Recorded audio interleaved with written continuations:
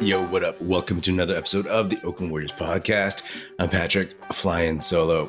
So the Warriors, they lost a pretty ugly game to the Phoenix Suns, 130-119. And, I always talk about effort. You can lose a close game, but as long as it feels like everybody is all in and they're doing what they need to do to help the team win, you can walk away from that feeling like, oh man, that was just a good game. To be honest, I don't know if I expected the Warriors to win this game. I always thought that they had a chance, which is actually a funny thing to say, considering how we all felt about this team before the season started.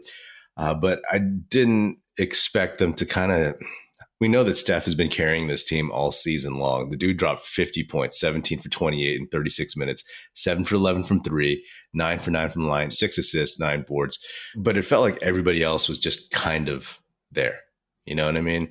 I won't go through everyone per se, but I'll hit on two dudes who have been up and down all season long, Klay Thompson and Jordan Poole. Jordan Poole, he had that breakout game against the Spurs at home when he was starting for Klay. And it was like, okay, hopefully he's turned the corner. He's figured something out.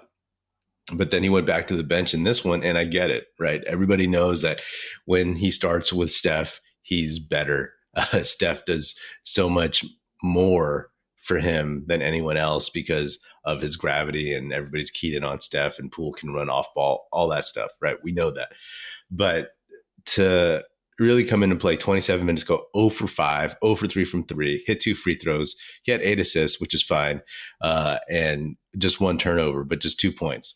Again, he was more facilitating, but he needed to be a little bit more aggressive on the shooting end. And one thing I know it seems about Poole is he'll develop the stuff as it goes, as his career goes, but he doesn't necessarily have like a go-to move or a go-to spot, right? We know that Klay likes to get to the elbows when he's not at the 3-point line. We know, Steph can score from anywhere, but some guys, they just have certain spots on the floor where they just need to get to that spot and they can hit that.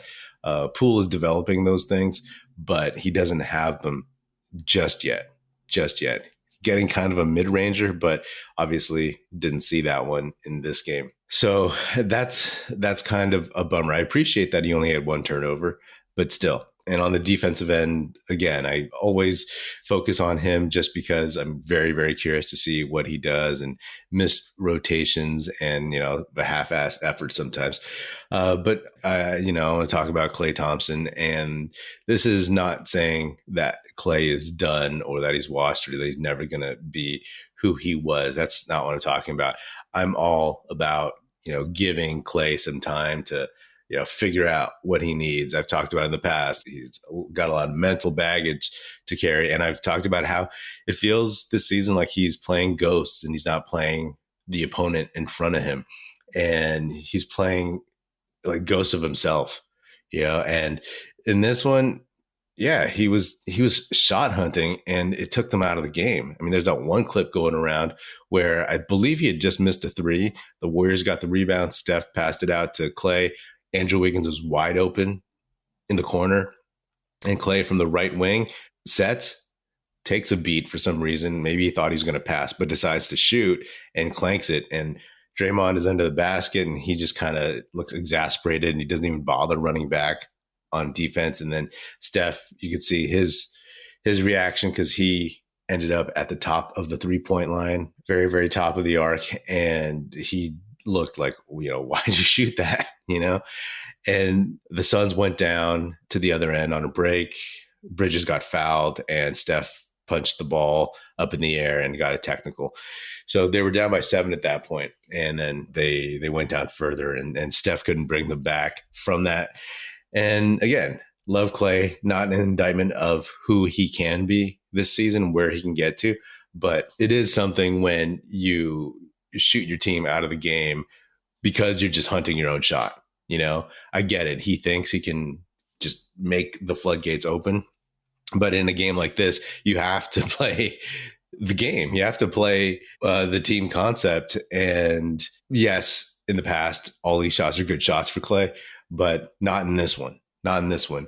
He played 30 minutes, 6 for 17, 3 for 9 from three, hit all 4 of his free throws, and had 5 boards, 2 assists, 5 fouls, 19 points. A couple of those shots came in garbage time, like Kerr left him out there. But for the majority of the game, it was like put it in Klay's hands and you just didn't want to see him go up with it. He was playing ghosts of himself. He was playing like games in his head regarding Devin Booker. And I said in the last episode that when Poole was going off against the Spurs and Klay was a guest on the Run TMC broadcast, it seemed like Klay was a little distracted. So I'm sure there was a part of Klay that came out. It was like, Jordan did this against the Spurs. I'm going to do this against the Suns. And it never came to fruition. And who knows, maybe that took the rest of the team out of it a little bit, right? Maybe it took Jordan Poole out of it a little bit. NBA fans, the NBA action is just getting started, and so are the incredible offers at DraftKings Sportsbook, an official sports betting partner of the NBA. New customers can make any $5 NBA pregame moneyline bet and get $200 in free bets if your team wins. Check this out. Right now, everyone can earn up to a 100% boost with DraftKings stepped-up same-game parlays. Go to DraftKings Sportsbook app, place a same-game parlay, and combine multiple bets like which team will win, total rebounds, total points scored, and more. Even though the Warriors have had a rough start, how can you not bet on them? With payouts bigger than ever, DraftKings Sportsbook is where I go to bet on the NBA. Download the DraftKings Sportsbook app now. Use promo code TBPN. Make any $5 bet this week and get $200 in free bets if your team wins. Only at DraftKings Sportsbook with promo code TBPN. Minimum age and eligibility restrictions apply. See show notes for details. But bottom line is the Warriors are 6-9, and it's ugly right now. And it's almost like Steph is back in the 2020, 2021 season when it was just him carrying the whole team. It's really weird to say that because, for the most part, I think Draymond is playing decently well. He does look a little bit older. Wiggins is playing great this season overall. Looney's playing great. It's Klay Thompson and Poole who are up and down. And I don't necessarily think that you bench Klay for Poole, but if these things keep happening, I mean, we look at this starting lineup and we talk about how good they are in general and how they're one of the best lineups, 5-man groups in the league. But still, if you can't count on Klay on either end of the court and they're giving him some runway, some time for all that, he should take that time. But again, if it's something where you blow up the team concept and you blow up the team's chances of winning a game, that's when it becomes an issue, right? That's when it becomes like, oh, come on, man. We're giving you a chance, but help us win a game. If you don't have it, move the ball instead of just trying to reignite the past. I mean, almost like Russell Westbrook out there, right? Totally different player. I'm not a Russ fan, but what I'm saying is Russ last season especially was trying to be like, I'm Russell Westbrook from before, and I'm Russell Westbrook, the MVP, the triple double king, all that jazz. And right now Klay seems like he's trying to summon I'm Klay Thompson from 2019. I'm Klay Thompson, game 6 Klay. And that's fine. If your team is ahead, if you're winning, if all this stuff, again, not blaming this loss on Klay, but just focusing on Klay for this particular episode, that hurts. That hurts. Anyway, that's all I'll say about that. Real quick, I didn't get a chance to talk about Wiseman going to the G League because when I recorded the last episode, it hadn't been announced yet. I recorded right after the game. But I think it's fine. I think it's great for him that he's going there. Hopefully he gets a bunch of reps and can find his mojo. Everyone talks about how this is comparable to Looney or Jordan Poole. That's great. I think it's a little bit different from Jordan Poole in the sense that Jordan Poole wanted to go to the G League because in that 2020 COVID season when, games were stopped, everyone talked about how Poole was the hardest working guy when he can get into the gym, but he couldn't crack the lineup. So he had improved, but he just couldn't find minutes. So he wanted to go down there and kind of flex a little bit, get his confidence back up and just, exercise his, what he had changed and improved about his game. Right now, Wiseman hasn't made those improvements. He's going there to try to make those improvements and find his mojo. So maybe it's all just like nitpicking, but like it's not exactly the same. Also, Jordan Poole went to the G League in February, March of that year, and that G League was a bubble, etc. It was like only a handful of games. So a little bit different, but still the same purpose, which is get Wiseman like comfortable, get him some minutes. It sucked in the Suns game that Kuminga was ill, so you couldn't even get him out there because JaMychal Green just looked not someone that they really wanted to have on the court. Anyway, I could go on forever. I'm going to keep this one short, but I feel for Klay. I'm a huge Klay Thompson fan, obviously, but it's just like you wince when it seems like he's just forcing it a little too much. And in terms of trades, everybody's talking about trades and that this team isn't good to go and that they need to improve and all that jazz. And, I haven't explored what trades I think are interesting, but if you have any, feel free to leave them in the comments on the YouTube video.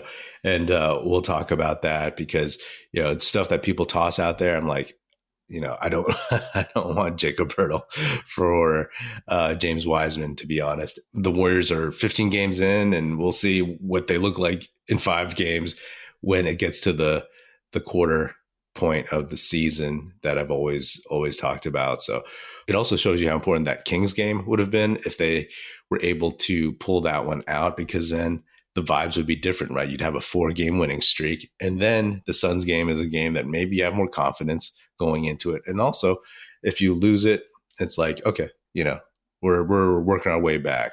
But right now, just the way that looked, it was like, it looked like Steph versus the world all over again, which is not going to be sustainable, especially when at this point you thought that the young guys would be able to give the older vets some rest.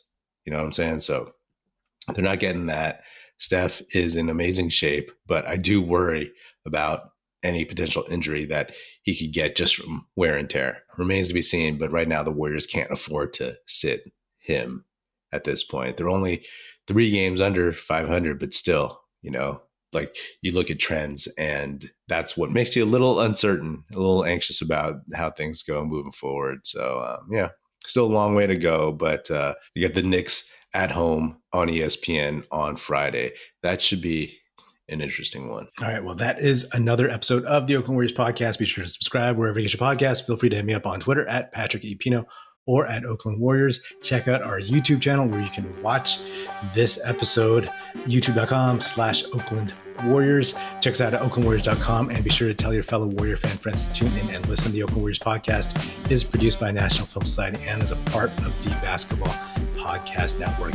And if you're so inclined, please do leave us a 5-star rating on Spotify and Apple Podcasts. And if you want to leave us a nice review saying good stuff about the show on Apple Podcasts, that would be hugely, hugely appreciated, and it would be very, very helpful. Thanks. That's it. Music in this episode provided by Paper Sun. Special thanks to Paul Amardo for production support. See you next time.